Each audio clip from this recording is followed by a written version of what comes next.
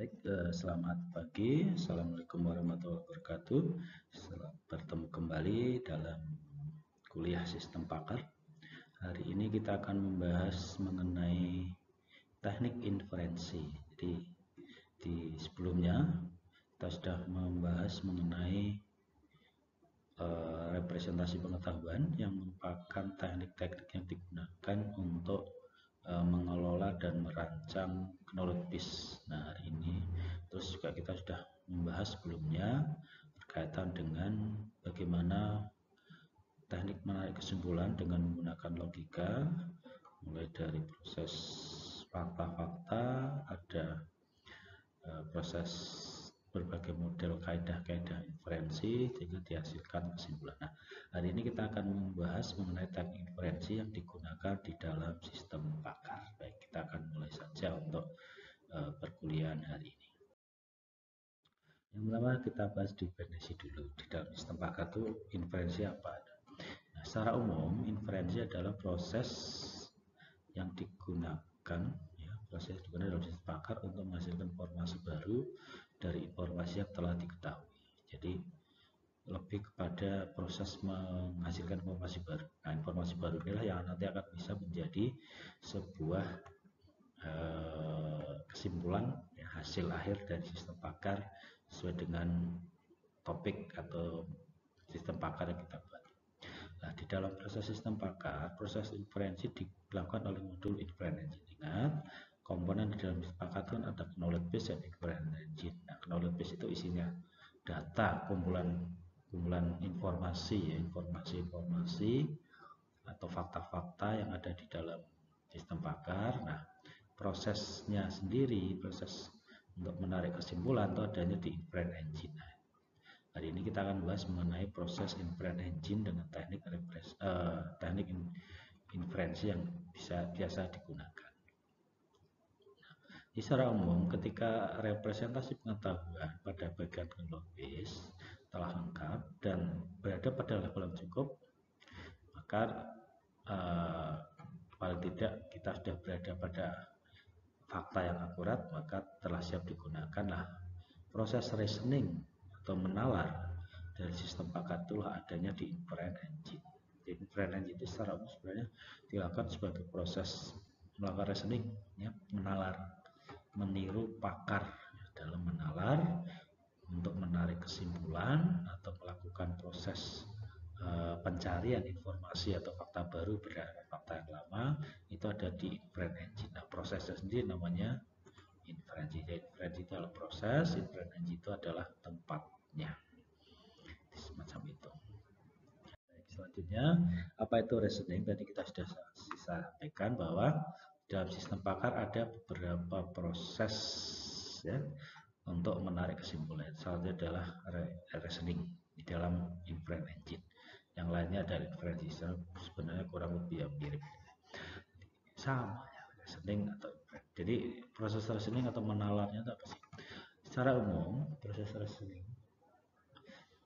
itu proses di mana kita bekerja dengan pengetahuan.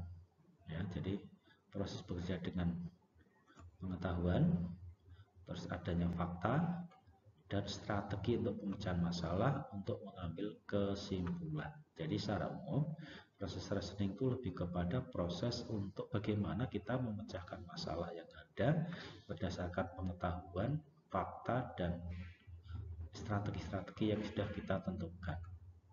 Nah, secara umum gampangnya ya berpikir dan mengambil kesimpulan. Sama seperti orang berpikir, menalar. Orang menalar itu kan reasoning. Gimana umpamanya ada masalah, Anda diberikan sebuah soal, Anda mengerjakan soal-soal tersebut dengan menggunakan strategi pemecahan soal dan fakta dan pengetahuan yang Anda tahu. Itu reasoning. Jadi sama seperti dokter. Dokter ada kita mengembangkan sebuah sistem pakar untuk penyakit ya. Berdasarkan fakta-fakta yang ada yang diketahui dari pasien, dokter akan berpikir ya, apa yang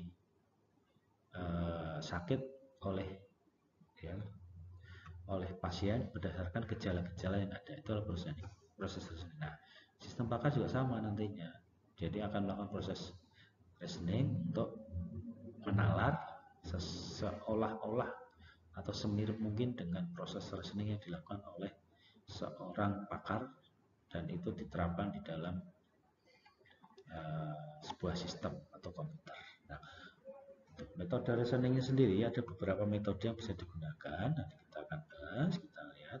Yang pertama adalah reasoning secara deduktif, terus yang kedua induktif, terus reasoning secara abduktif, reasoning analogical, dan common sense reasoning. Jadi ada beberapa model, beberapa jenis reasoning yang akan kita bahas ini secara umum saja.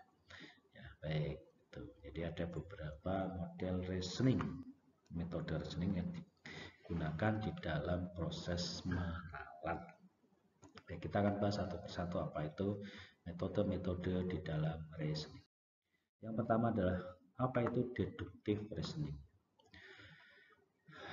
Secara umum, deductive reasoning adalah tekniknya dengan menggunakan proses reasoning secara deduktif untuk mendeduksi informasi baru dari hubungan logika pada informasi yang telah diketahui. Jadi dari informasi yang ada terus dihubungkan dengan informasi logika yang tersedia dan kita akan menarik kesimpulan. Contoh ya, sebuah implikasi itu kan kondisi yang ada ya, sebab akibat. Saya akan basah kuyup jika berdiri di tengah-tengah hujan. Ini informasinya. Nah, faktanya apa? Faktanya adalah bahwa saya berdiri di tengah-tengah hujan deras. Apa kesimpulannya? Konklusi atau kesimpulannya adalah ya karena saya berdiri di hujan deras maka saya akan basah kuyup. Jadi berdasarkan implikasi atau kondisi umum yang ada, terus dikaitkan dengan fakta yang kita hadapi saat ini, kita bisa menarik kesimpulan itu berdasarkan fakta. Contoh, jika orang lapar, terus maka saya makan. Jika saya lapar, maka saya makan. Maka faktanya apa saat ini? Faktanya saya lapar, berarti kesimpulannya saya akan makan. Gitu ya. Nah, secara umum implikasinya adalah jika A bernilai benar dan jika A berimplikasi pada B, maka nilai B akan bernilai benar. Jadi A bernilai benar, A akan berimplikasi pada B, maka B akan bernilai benar. Jadi implikasi itulah yang menentukan sebab akibat ya. Jadi adanya sebab akibat ya dari sebuah kondisi.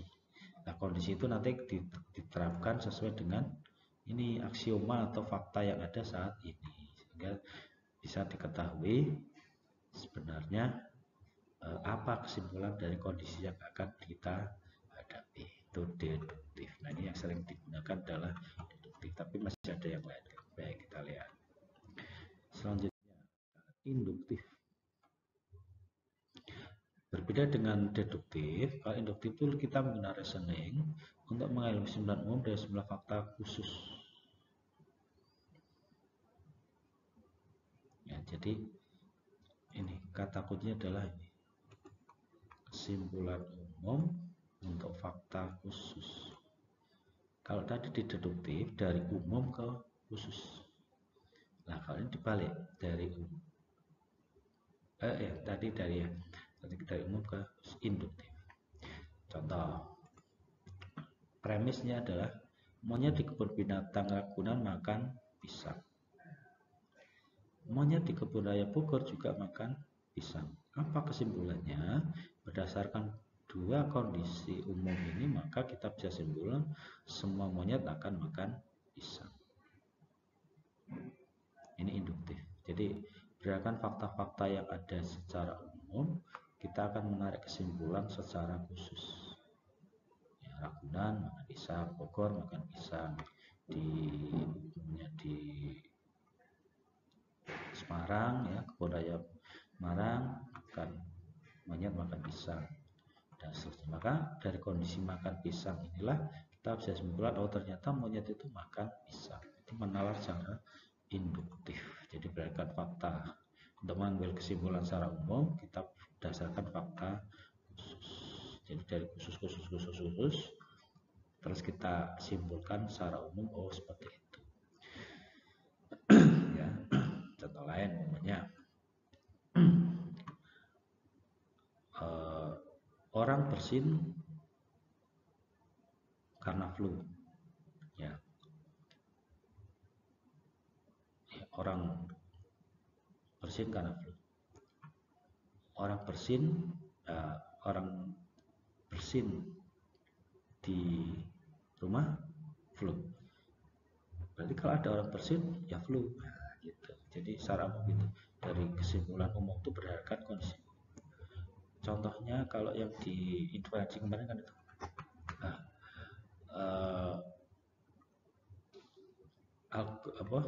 Aljabar pelajaran yang sulit. Terus kalkulus pelajaran yang sulit. Trigonometri pelajaran yang sulit. Geometri pelajaran yang sulit. Nah, keempat fakta tadi merujuk pada matematika. Berarti kita bisa simpulkan matematika pelajaran yang sulit. Itu induktif. Jadi berdasarkan fakta khusus untuk menarik kesimpulan atau gampangnya mengeneralisasi sebuah kondisi. Itu induktif. Kalau deduktif tadi kan enggak, dari fakta-fakta yang umum untuk menarik kesimpulan ke kondisi khusus berbeda. Ya, jadi itu adalah bagaimana kita melakukan reasoning secara induktif.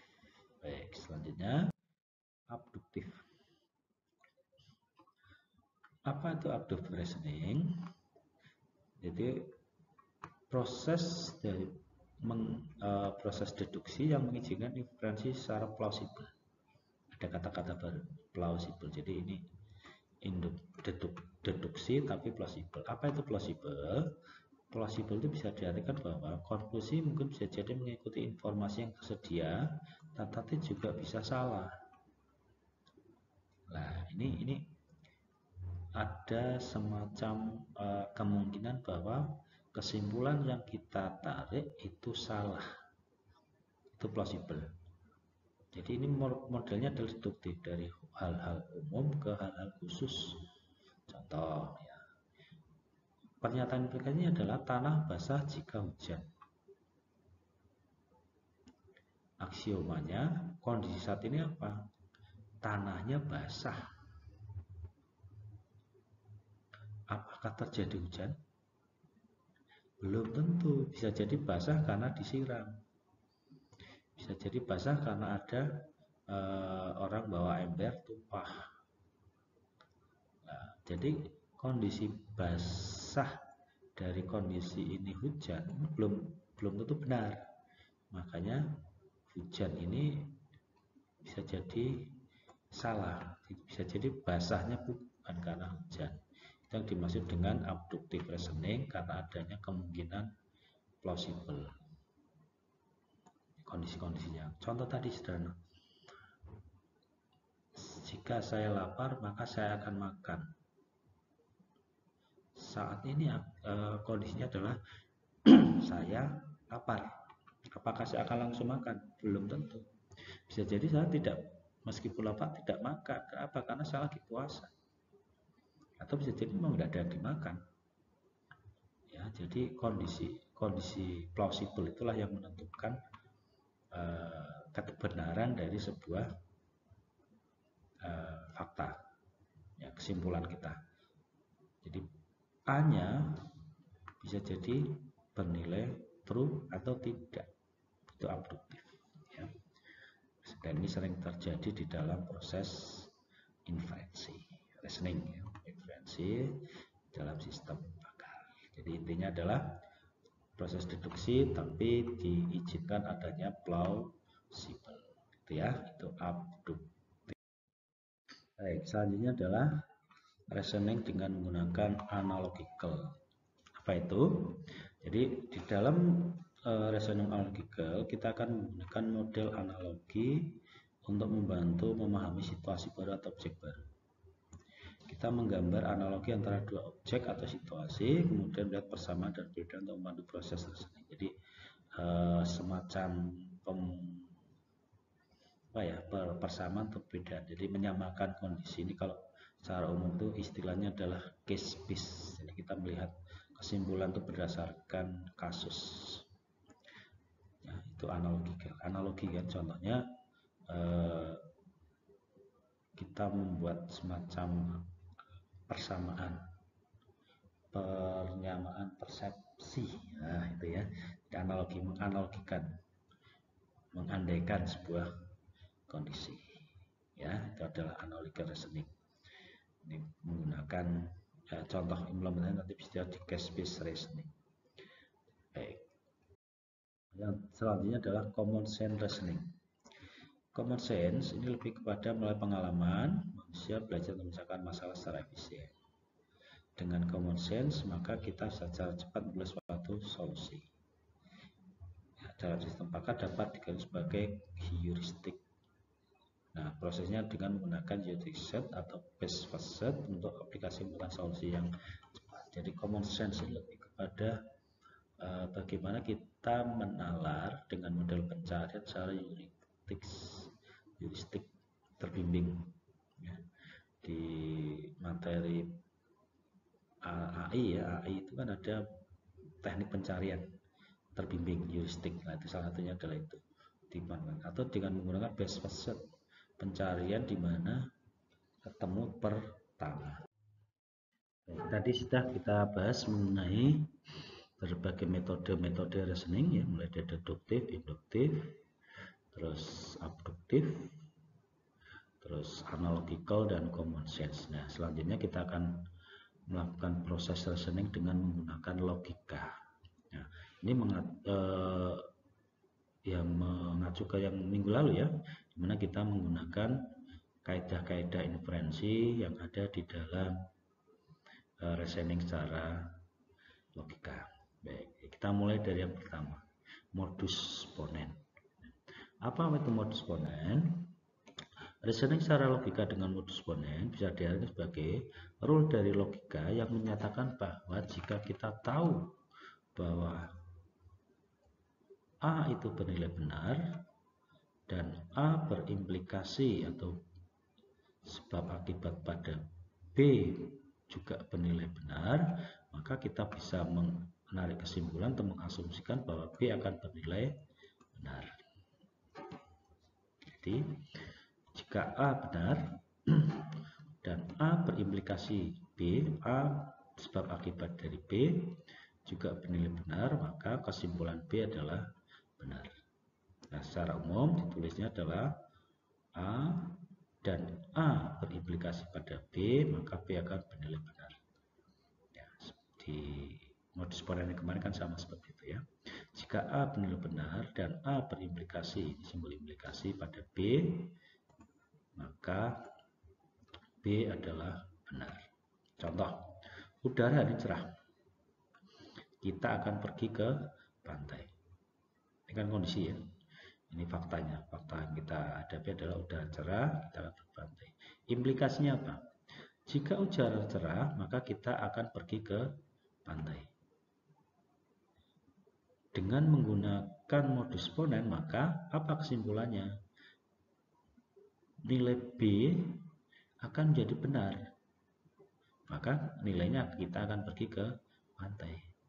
Ingat, A bernilai benar, A berimplikasi pada B, maka B akan benar. Berarti nilai kesimpulannya adalah kita akan pergi ke pantai karena kondisinya adalah A benar, udara cerah, terus situasi implikasinya adalah udara cerah maka kita buat pantai, berarti kesimpulannya adalah kita akan pergi ke Pate dan nilai B bernilai benar. Itu adalah modus ponens.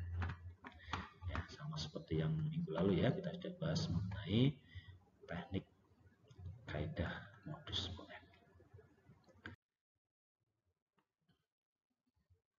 Terus yang berikutnya resolusi, ini masih karena ya pernah kita bahas tapi berbeda. Definisinya adalah strategi inferensi yang digunakan pada sistem logika untuk menemukan kebenaran dari suatu assertion atau penegasan. Di dalam resolusi kita akan mencoba untuk membuktikan bahwa beberapa teorema atau ekspresi sebagai P itu adalah benar dengan memberikan jumlah aksioma dari masalah tersebut. Jadi kita akan membuktikan apakah nilai P proposisi atau pernyataan itu benar dengan fakta, aksioma atau fakta yang terkait dengan masalah tersebut. Proof by refutation maksudnya adalah untuk membuktikan bahwa not P tidak benar, tidak dapat menjadi true. Nah, terus ada resolvernya, ekspresi baru yang muncul dari metode resolusi yang merupakan gabungan atau union dari aksioma yang ada dengan teorema negasi. Jadi kita melakukan negasi untuk mendapatkan ekspresi baru. Ekspresi baru yang muncul dari metode resolusi gabungan. Ya, kita lihat. Apa sih maksudnya? Contohnya, ada dua aksioma, dua pernyataan atau dua argumen. A or B. A is true or B is true, dan not B or C. B is not true or C is true. Kalau ditulis A and or B and not B or C. Kalau kita buktikan jawabannya adalah A or C. Kenapa? Karena ini hilang terus kita distribusi.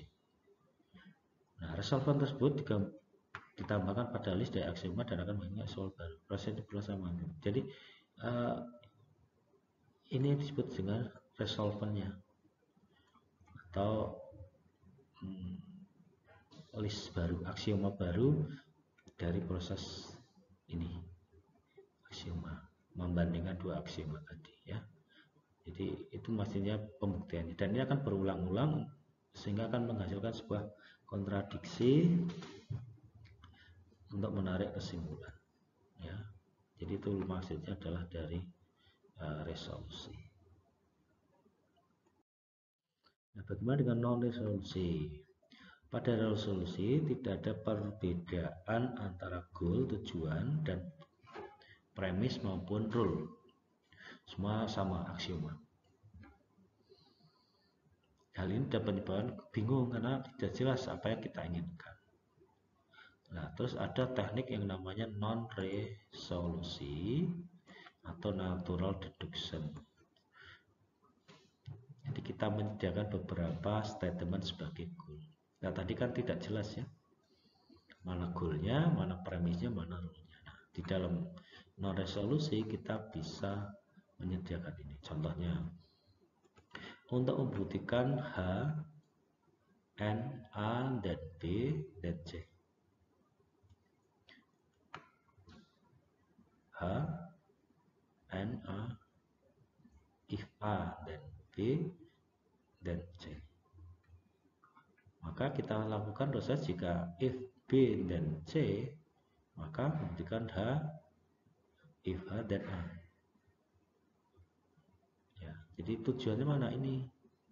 Goalnya H dan A.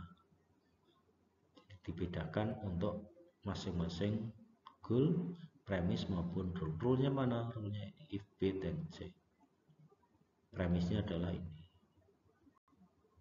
Ya, itu yang disebut sebagai non-resolusi, reasoning non-resolusi. Ya, contoh.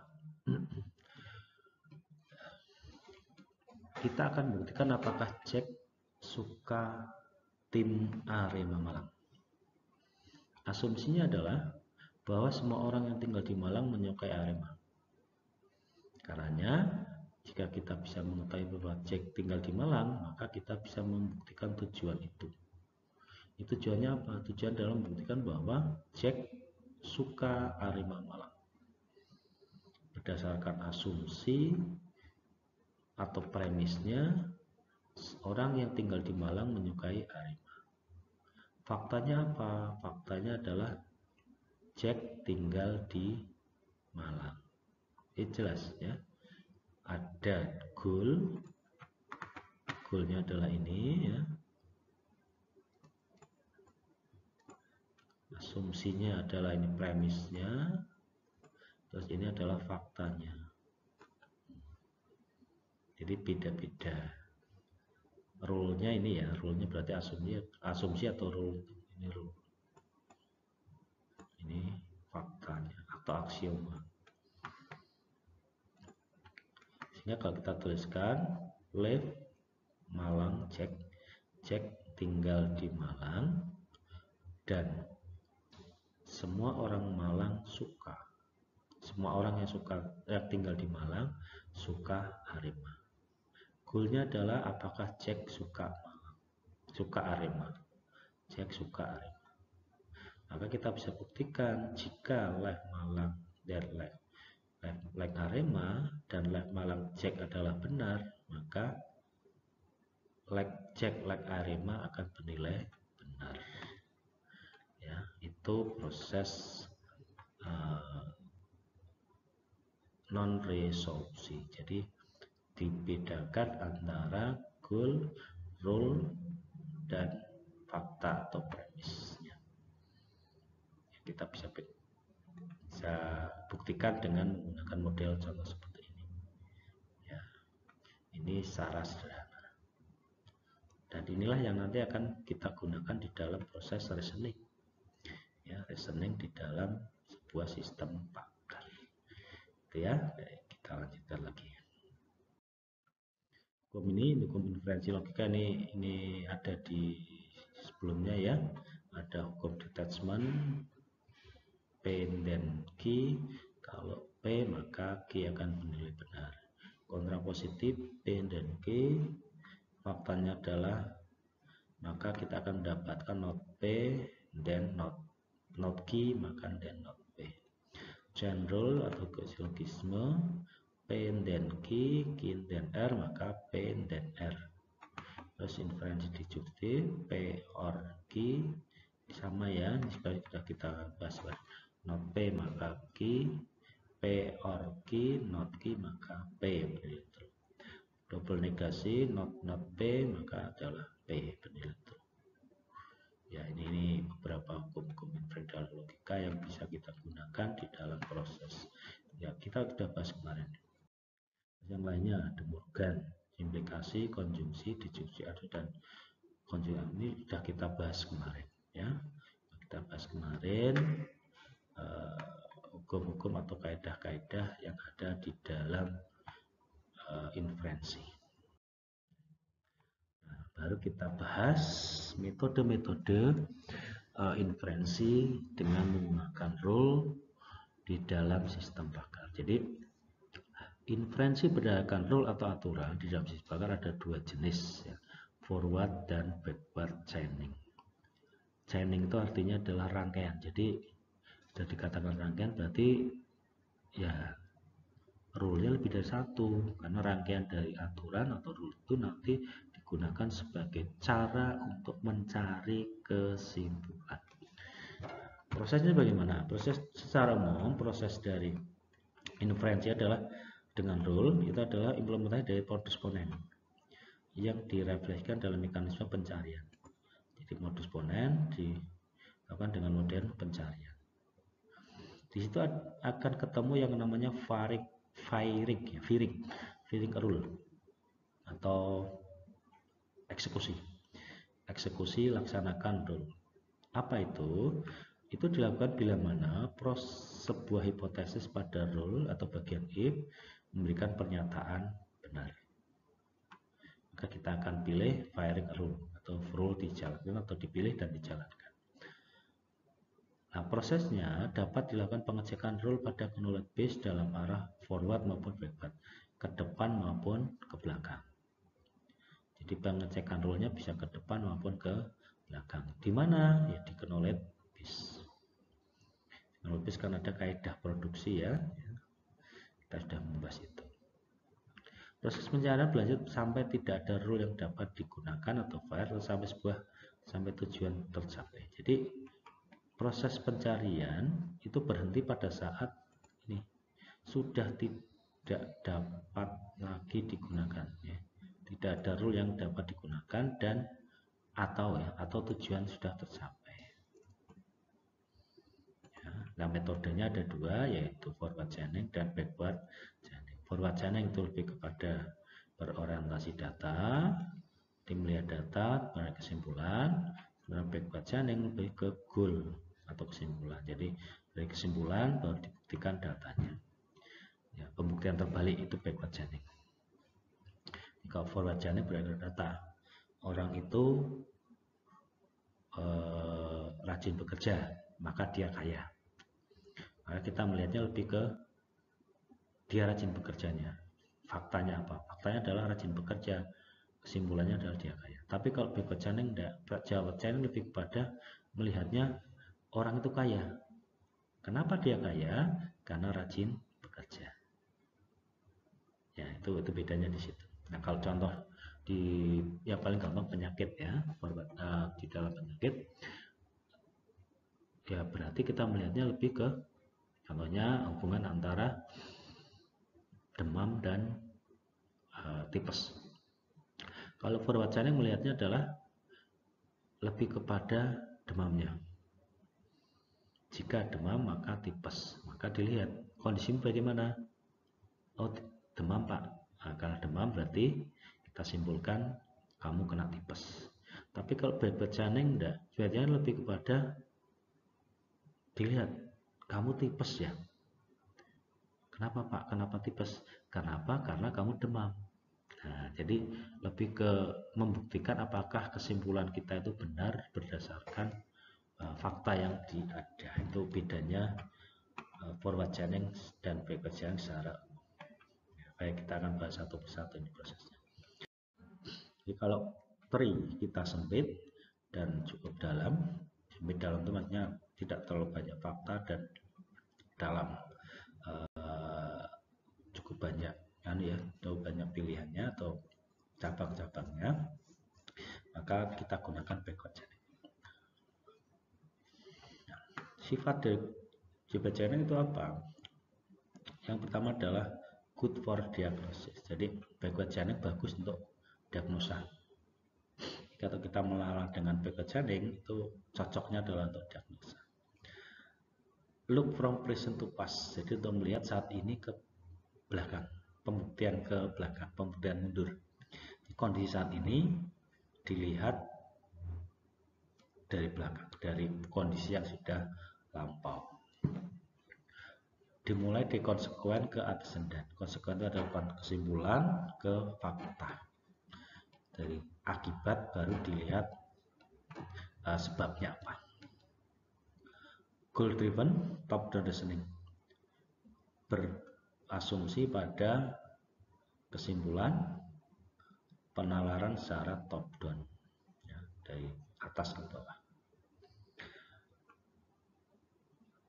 Backward itu lebih kepada bagaimana kita menemukan fakta berdasarkan hipotesis. Di kesimpulan sudah kita duga, membuktikan kesimpulan itu benar atau tidak, faktanya apa.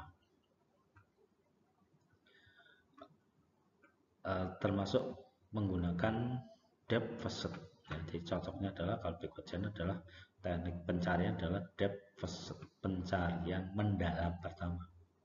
Jadi turun dulu sampai ke temu ya, per node terus ke bawah ketemu baru ke node atas dan untuk depth first.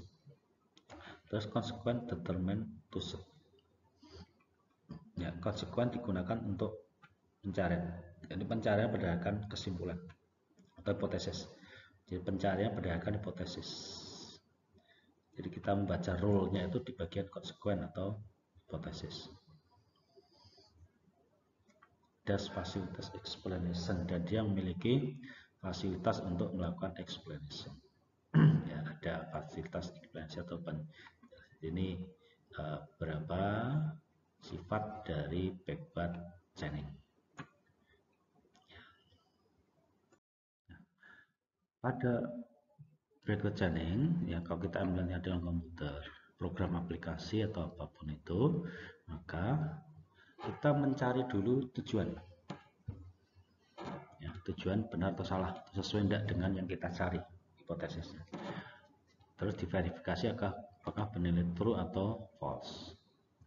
Baru kemudian berdasarkan pada rule yang kita cari itu punya goal tersebut, baru kita cari atau bagian konklusinya kita cari ada tidak yang konklusinya sama.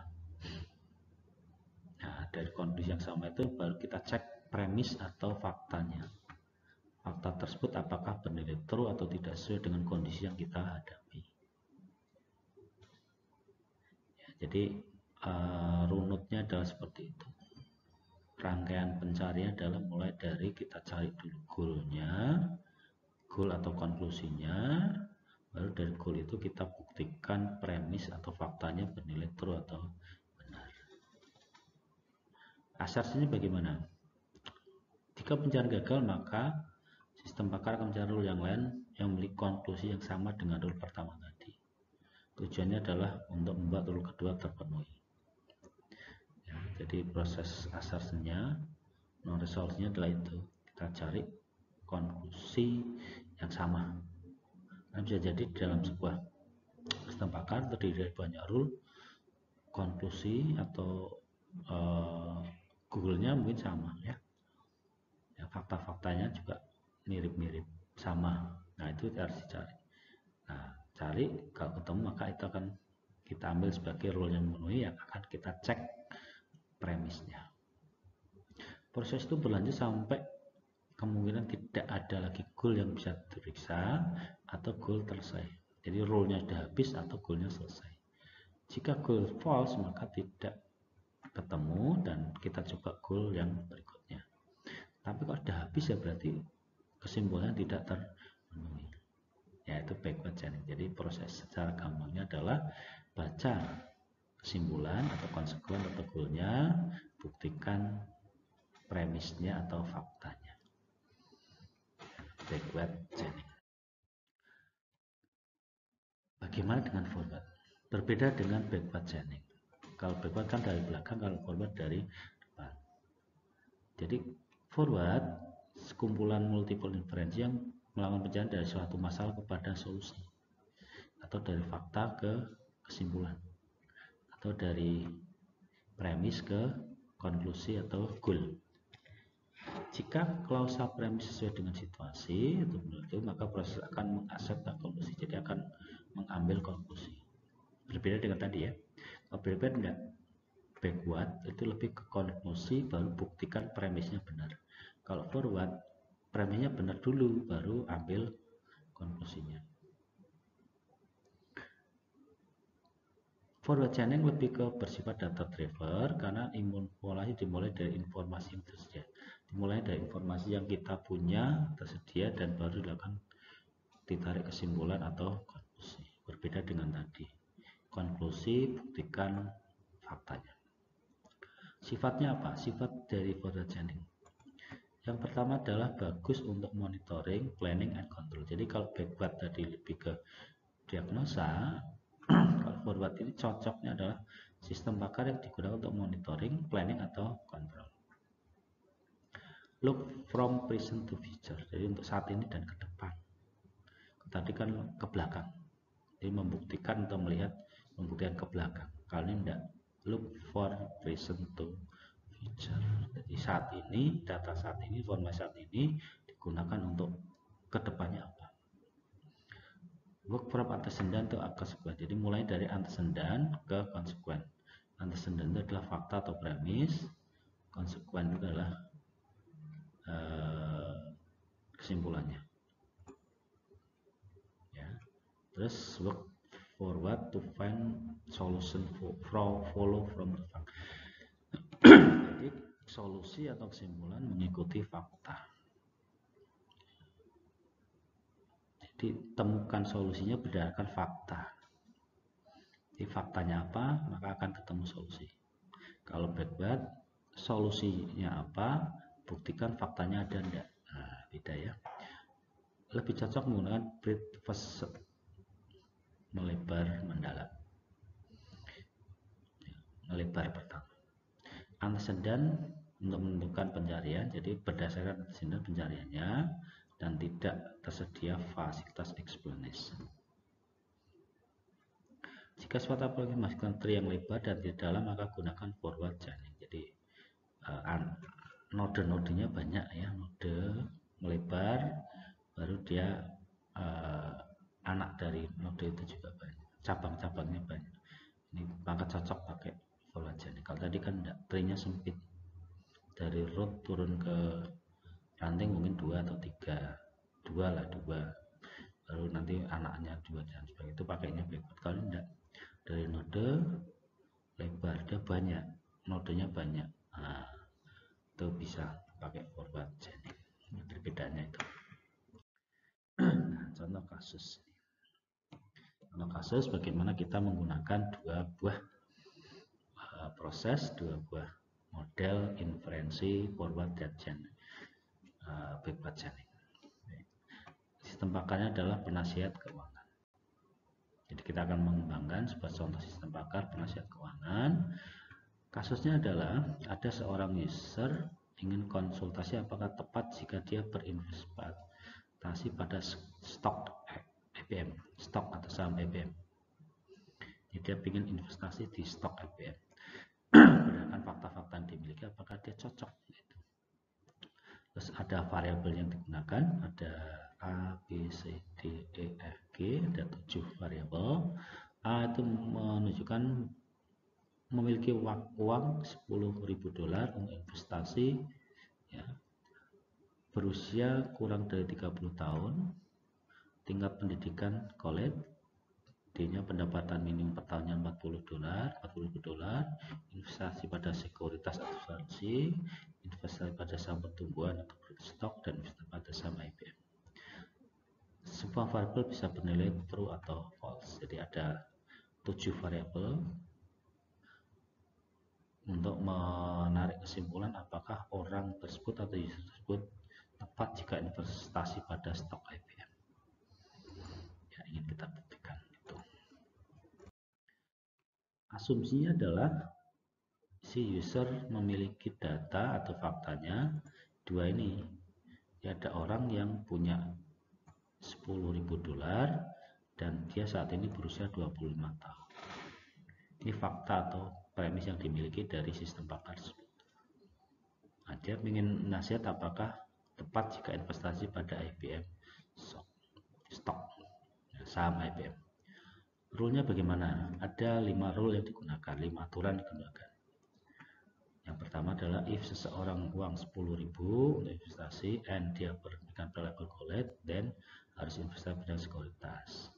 Seorang memiliki pendapatan per tahun minimal 40.000 and dia berpendidikan level college, then dia harus investasi pada saham pertumbuhan. Artinya, dan seseorang berusia kurang dari 30 dan berinvestasi pada bidang sekuritas, dan investasi pada saham pertumbuhan. F4-nya adalah if seseorang berusia kurang dari 30 tahun dan lebih dari 20 tahun dan dia berpendidikan college.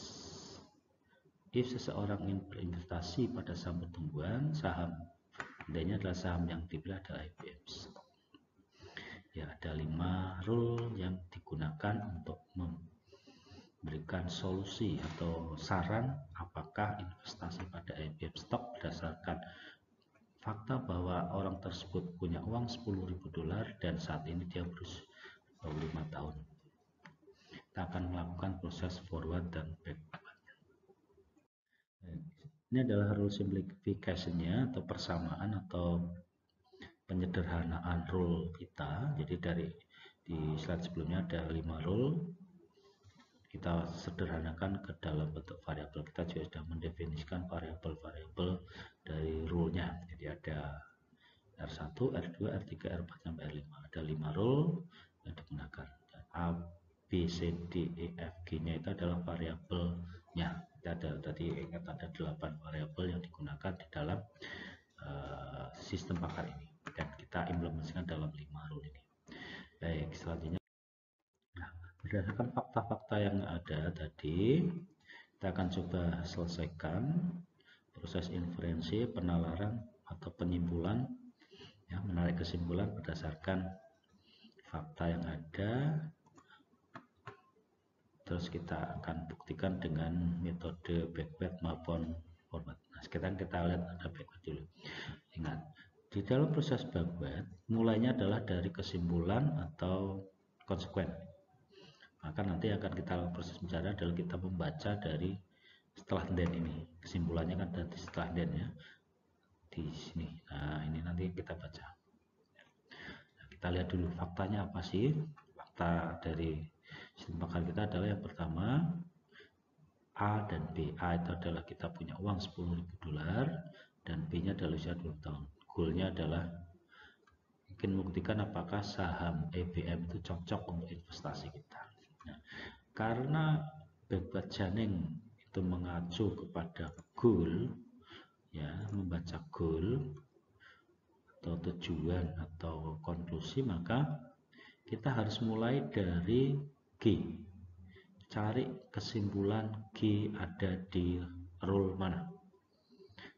Goal ini saham IBM atau G ini harus kita cari dalam rule 1 sampai 5 ini. Nah, ternyata rule G ini karena backward chaining adalah membaca dari goal atau tujuan, maka kita baca di dalam R1, R2, R3, R4 dan R5 ini ternyata G-nya ada di step di R5, rule kelima. Nah, untuk bisa menghasilkan G ini dibutuhkan fakta F. Fakta F. Maka kita harus mencari lagi di dalam R1, R2, R3, R4 ini mana yang memiliki konklusi F atau kesimpulannya F. Maka kita cari backtracking lagi, kita cari dari atas mana yang ada F-nya. R1 D-nya E, R2 F. Nah, ketemu di sini. Dari fakta F ini kita bandingkan apakah fakta yang kita punya ada. Fakta yang diminta untuk R2 untuk F adalah D dan C. Sementara yang kita punya A dan B, berarti dia akan dilompati atau dilewati, ya. Jadi R2 ini tidak diambil, tapi dia akan mencari apakah masih ada F lain. Ternyata di R ketiga ada F, dan di R ketiga ini dia ketemu dengan B, ya. Dimana B itu adalah fakta yang kita mulai, yang kita punya, yaitu usia 20 tahun. Maka ini dijalankan. Nah, fakta bernilai true. Tapi ada E di sini, B dan E, berarti E harus terpenuhi juga. Karena E harus terpenuhi, maka kita harus buktikan E dulu.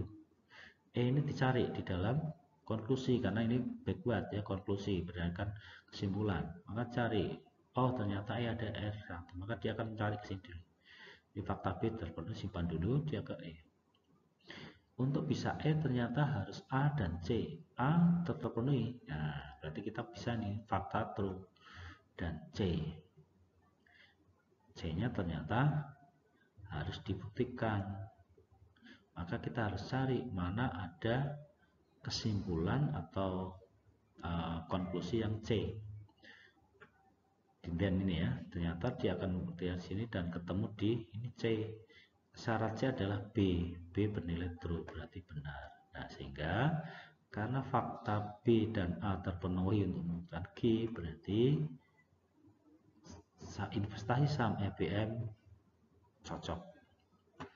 Bisa dilakukan investasi saham EBM untuk orang yang memiliki uang $10.000 dan usianya 25 tahun. Jadi G bernilai true. Step 6-nya faktanya bernilai true. True karena B. Ya, jadi itu adalah pembuktian dengan metode backward chaining, di mana kita membacanya adalah pada bagian-bagian konklusi, ya, atau bagian setelah then. Ya, jadi membandingkan then baru cari pembuktian ke fakta. Itu adalah backward chaining. Ya, paham ya? Kalau ada contoh lagi soal-soal nanti kita lihat. Nah, bagaimana dengan forward chaining? Berbeda forward chaining, faktanya sama ini ya. Fakta kita A dan B, goalnya adalah G sama. Kita akan mencari apakah G ketemu kalau kita lihat dari depan. Nah, karena forward chaining itu adalah basisnya adalah berdasarkan data atau fakta atau data driven, dan kita punya faktanya adalah A dan B, maka kita akan mulainya adalah dari A, dari R1. Cari nilai A, R1, fakta true. Nah, ketemu di R. R1 langsung ketemu A. Dan A ini harus dibuktikan dengan B, A dan B. Maka ketemu E, berarti akan ada fakta baru E nanti ya. Tapi kita harus buktikan dulu C-nya ini terpenuhi atau tidak. And C, nah, kita akan cari C. C-nya ada di mana? C-nya di dalam fakta kan tidak ada, adanya ini, tapi ini ketemunya ini. Nah, ternyata ada di sini C. Ya, atau kita buktikan dulu fakta B, C. Ya, C-nya ke sini. Oh, ternyata untuk C harus B. Berarti dan faktanya adalah sesuai true karena B menilai true. B berarti A dan C terpenuhi. Nah, A dan C ini menghasilkan E, berarti akan ada fakta baru E. Fakta baru E. Nah, karena ada fakta baru E, maka kita harus cari lagi di dalam if ya. Setelah if ini mana yang ada E-nya? R1 sudah lewat, R2 tidak ada. Nah, ketemu di R ke-3 E. Jadi kita masih punya fakta B dan E, B dan E. Ya, fakta baru E. Maka kita lihat, oh ternyata pas E. Ternyata di dalam fakta B dan E ini akan menghasilkan F. Berarti kita akan punya fakta baru F. Harusnya berhenti, tapi karena fakta F ini kita cari dalam rule ternyata ada di dalam if. Nah, F itu dia larinya ke if ya, if F dan G, maka kita jalankan lagi, kita cari lagi, ternyata F ketemu dan G. Nanti kesimpulannya nanti G. Nilai benar. G itu apa? Saham IBM. Ya, jadi itu proses menalar, mereasoning, inferensi dengan menggunakan rangkaian forward chaining. Jadi forward chaining fokusnya adalah dengan membaca data, ya. Jadi disesuaikan dengan ini. Nah,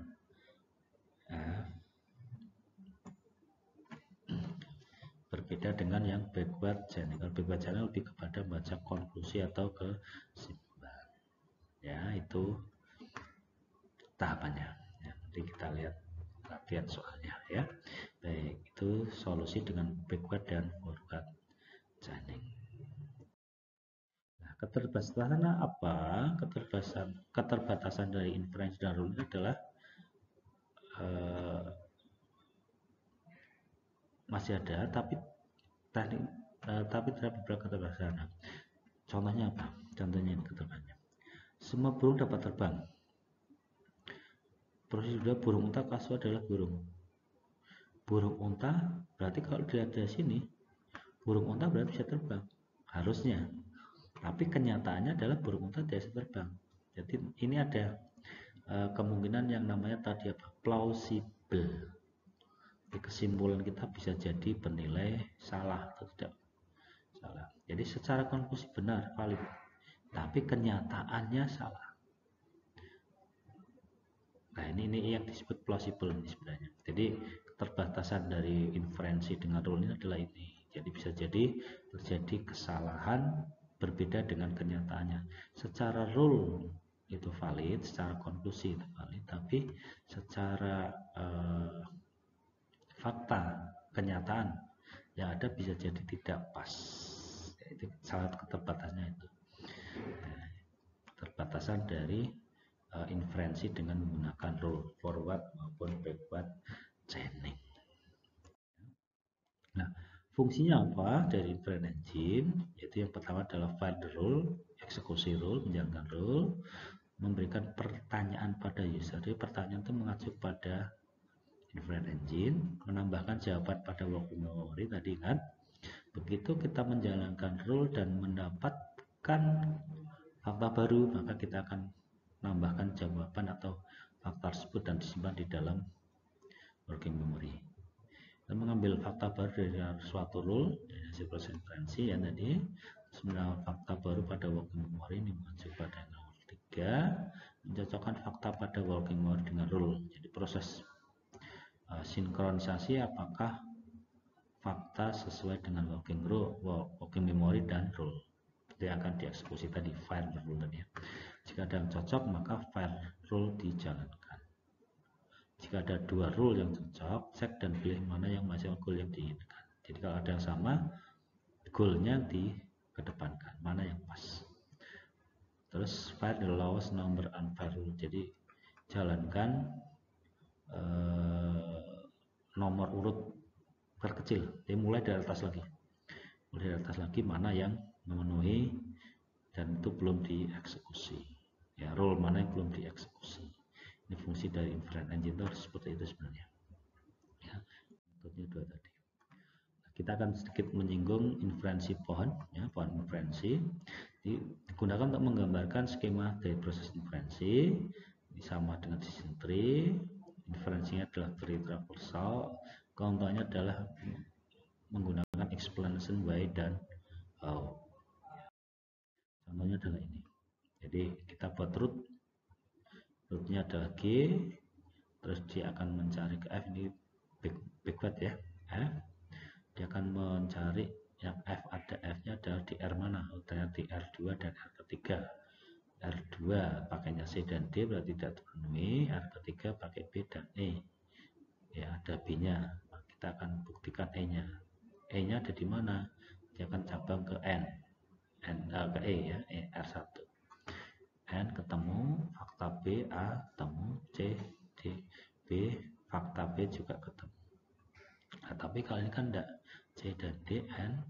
Nah, fakta lewat C, R4, B-nya ketemu, tapi dead end, D-nya kan tidak ketemu, tidak ada.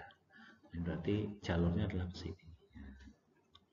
Yang untuk menggambarkan proses inferensi, ya, pohon inferensi dari proses backward chaining maupun forward chaining. Ya, forwardnya tinggal dibalik, mulainya dari A.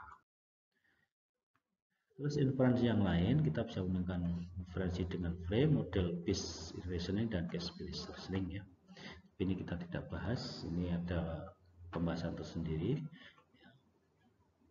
Jadi kita lewat aja, ini hanya metode yang bisa kita implementasikan. Di akhir sesi pertemuan ya, perkuliahan mungkin nanti saya singgung case based maupun ini ya. Terus yang berikutnya kita perlu explanation. Apa itu explanation? Human expert memberikan justifikasi dan penjelasan dari apa yang mereka lakukan. Nah, sehingga sistem pakar harus dapat melakukan hal sama. Jadi ahli ya, itu bisa memberikan penjelasan. Sistem pakar juga harus kita buat supaya mampu memberikan penjelasan. Nah, explanation disediakan oleh expert system ya, untuk mengklarifikasi proses reasoning, rekomendasi dan lain. Nah, bentuknya bisa jadi asking a question. Ya, jadi adanya fasilitas ekspansi. Tujuannya apa? Menjadi lebih intelligible, menjelaskan situasi yang tidak terantisipasi, memasukkan psikologi user atau sosial, cara kebutuhan sosialnya dari user, klarifikasi atas asumsi yang diperlukan sistem beroperasi, dan mengatur sensitivitas analisis. Ini tujuan dari explanation adalah itu. Explanation bisa berupa asking a question, jadi semacam pertanyaan. Dua cara eksplanasi tadi kan why ya, why dan how. Why itu apa? Mengapa sebuah fakta dibutuhkan? Pengertian why dapat dilakukan oleh pada saat diberikan sebuah pertanyaan untuk dijawab.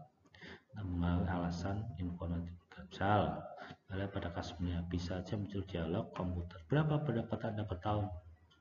Terus ada pertanyaan, why? Kenapa tanya itu? Baru dan dijawab oleh sistem bakar untuk begini dan begitu, ya. Jadi ini explanation-nya ini ya. Jadi ini explanation-nya, ini adalah pertanyaan sistem bakarnya.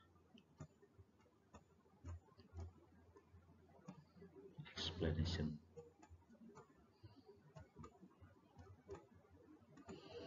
Ya, jadi bedakan. Komputer akan merespon dengan merujuk rule 2, tetapi secara ideal komputer harus bisa mengecek apakah R2. Saya ingin tahu apakah pendapatan Anda di atas 40 dolar, saya akan dapat kesimpulan karena Anda berminat pada level. Jadi ini explanation. Ini yang disebut sebagai explanation atau jawaban dari